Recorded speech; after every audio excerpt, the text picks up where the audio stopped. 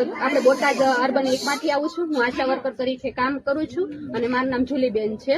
બેન, તમે કલેક્ટરમાં આવેદન આપ્યું છે, શું માંગણી છે તમારી? અમારે જે આવેદન આપ્યું છે, અમારે ઈ માંગણી છે, એક તો અમને યુનિફોર્મ છે ઈ સાદા આપે, પછી એક અમારો જે પગાર વધારો, જેમ કે અમને જે પગાર છે એ અમારો 2000 કે 2500 રૂપિયા જ આવે છે. તો અત્યારે તમને ખબર જ છે કે મોંઘવારી વધી છે, તો 2 કે 2500 માં અમારા બહેનોનું શું થાય?